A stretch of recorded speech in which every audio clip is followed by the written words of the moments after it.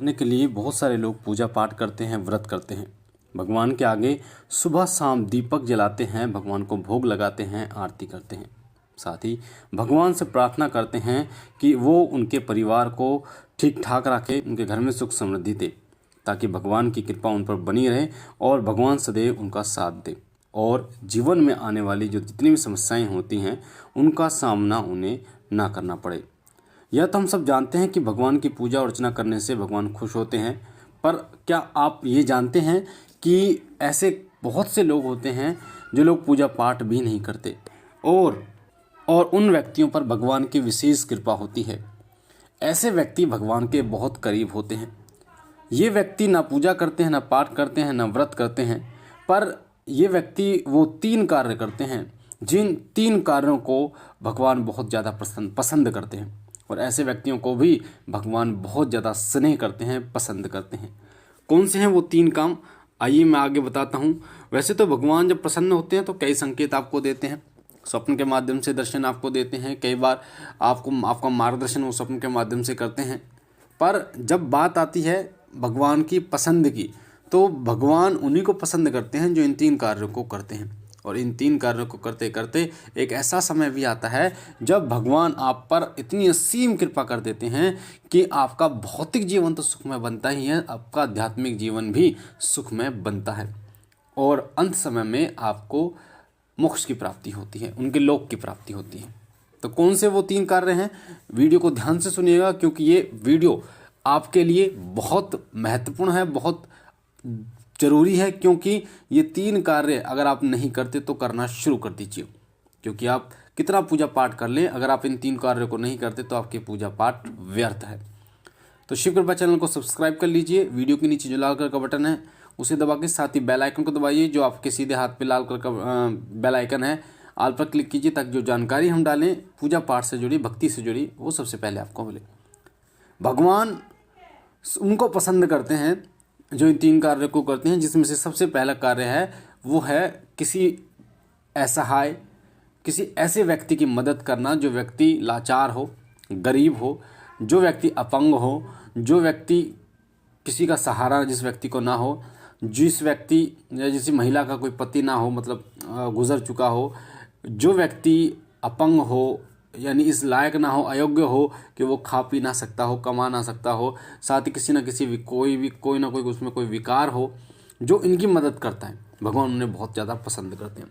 साथ ही जो पशुओं को, गौ माता को हम गौ माता मानते हैं, जो कि हमारी माता है, और गौ माता की सेवा जो करता है, कुत्ते को रोटी डालता है, बंदर को चने खिलाता है, या फिर अन्य कोई जीव जानवर है, पक्षियों को वो आटा डालता है, चींटियों को वो आटा और शक्कर मिला के डालता है, ऐसे व्यक्तियों पर भगवान सदैव प्रसन्न होते हैं और बहुत ज़्यादा पसंद करते हैं भगवान उन व्यक्तियों को जो इस प्रकार के कार्य करते हैं, जो इन जीवों में भी भगवान का अंश देखते हैं।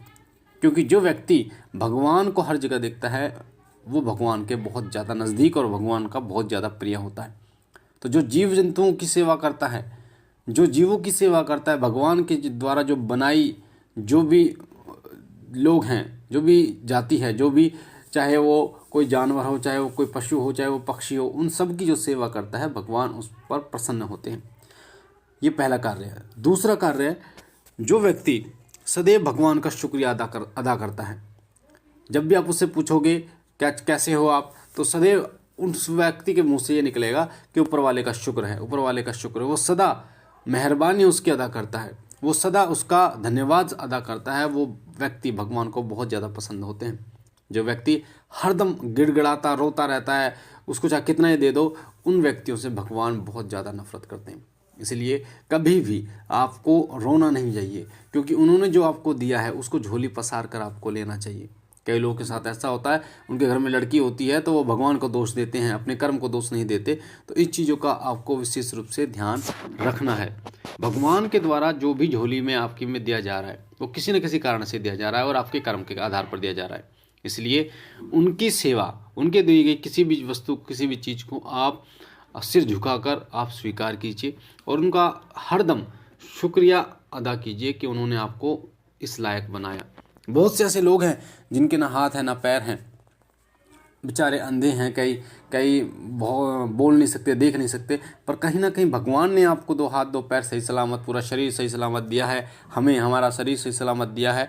इसका मतलब वो बहुत दीन दयाल है, वो सदा अपने बच्चों पर कृपा करता है, इसलिए उनका धन्यवाद अदा करना चाहिए। जो व्यक्ति भगवान को धन्यवाद अदा करता है, दोष नहीं देता, ऐसे लोग पर भगवान बहुत प्रसन्न होते हैं और उनको बहुत ज़्यादा प्यार करते हैं। तीसरा कार्य होता है जो व्यक्ति मुस्कुराकर संकटों का सामना करता है। जो व्यक्ति परेशानियां आने पर हिम्मत नहीं तोड़ता, जो व्यक्ति जब परेशानी आती है तब भी भगवान का नाम लेता है किसी न किसी रूप में, तब भी वो पशुओं की सेवा करता है, जानवरों की सेवा करता है। उदाहरण के लिए अगर आपके घर में कोई कुत्ता है, आपके घर में कुत्ता है और आपके पास पैसे की परेशानी बढ़ती जा रही है और आप जो खा रहे हैं, आप अगर उसमें से भी उसको भी खिलाते हैं तो भगवान को आप बहुत पसंद होते हैं। क्योंकि आड़े दिनों में यानी कि मुसीबतों के समय पर अगर आप किसी की मदद करते हो तो इससे ज़्यादा बड़ा कोई कर्म नहीं होता। इसलिए जो व्यक्ति मुस्कुराकर संकटों का सामना करता है, मुस्कुराकर समस्याओं का सामना करता है और सदा भगवान का नाम लेता है, उस समय पर भी जिस समय उस पर परेशानियाँ आती हैं, मुसीबतें आती हैं, कर्जे में डूबा होता है, फिर भी वो भगवान को कभी नहीं भूलता, उस व्यक्ति पर भगवान की विशेष कृपा होती है। वो कभी भगवान को नहीं छोड़ता और भगवान कभी उसको नहीं छोड़ते। इसलिए इन 3 कार्यों को करना बहुत ज़रूरी है हर व्यक्ति के लिए। आप जितनी पूजा पाठ कर लो, अगर आप इन 3 कार्यों को नहीं करते तो आपकी पूजा पाठ व्यर्थ है।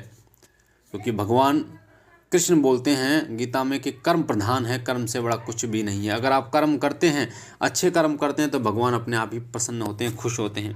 अगर आप अच्छे कर्म नहीं करते तो भगवान नाराज होते हैं। इसलिए इन 3 कार्यों को जरूर कीजिए।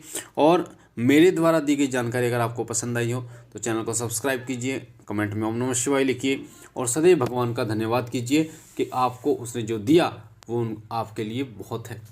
मैं बाबा भोलेनाथ से विनती करता हूँ कि बाबा भोलेनाथ आप पर अपनी असीम कृपा बनाएं, आप और आपका परिवार सदा सुखी रहे, स्वस्थ रहे, खुश रहे। आप खुश रहें। हम मिलते एक नई जानकारी के साथ, तब तक के लिए ओम नमः शिवाय, ओम नमः शिवाय, ओम नमः शिवाय।